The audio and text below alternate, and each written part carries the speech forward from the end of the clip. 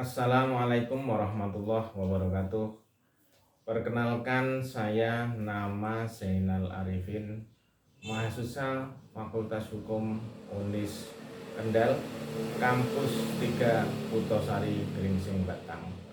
Nomor induk mahasiswa 50123 153. Alasan mengapa saya kuliah di Fakultas Hukum: yang pertama, sebagai warga negara Indonesia, tentunya saya harus tahu apa itu hukum, hukum apa saja yang berlaku di Indonesia, dan bagaimana hukum-hukum tersebut diterapkan di Indonesia. Yang kedua, saya saat ini masih berstatus sebagai anggota TNI aktif. Tentunya saya akan menyampaikan pesan dan memberitahukan kepada masyarakat bahwa selama ini tentara dikenal dengan kebal hukum, akan tetapi justru sebaliknya, tentara akan dapat dikenai oleh atau didapatkan sanksi apapun. Apabila tentara melanggar hukum disiplin prajurit, maka dia akan dijerat dengan hukum disiplin prajurit. Apabila dia melanggar hukum pidana militer, maka akan dijerat dengan Kitab Undang-Undang Hukum Pidana Militer. Dan apabila dia melanggar hukum pidana umum, maka akan dijerat dengan KUHP atau Kitab Undang-Undang Pidana, Kitab Hukum Undang-Undang Pidana.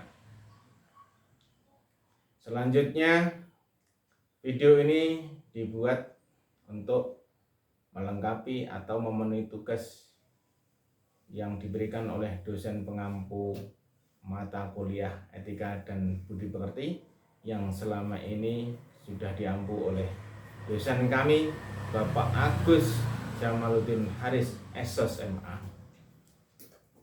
Mengapa kita sebagai mahasiswa harus mempelajari etika dan budi pekerti?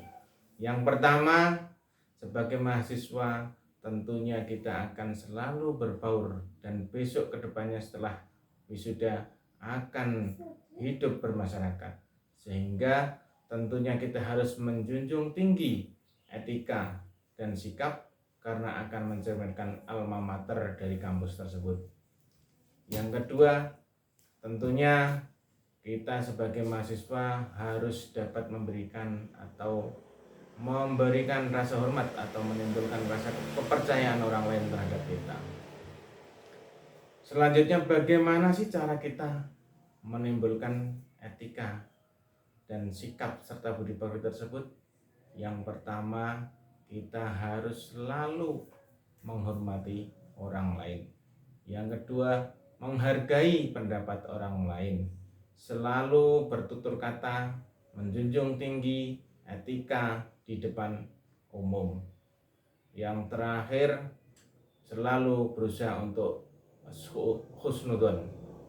Jangan sampai salah, suudon tapi husnudon. Selanjutnya, sebelum video ini saya akhiri, saya mengajak kepada generasi emas penerus bangsa, yang mana besok pada tahun 2045 kita akan memasuki masa keemasan atau masa emas Indonesia, sehingga perlu kita menyiapkan diri kita dengan ilmu pengetahuan.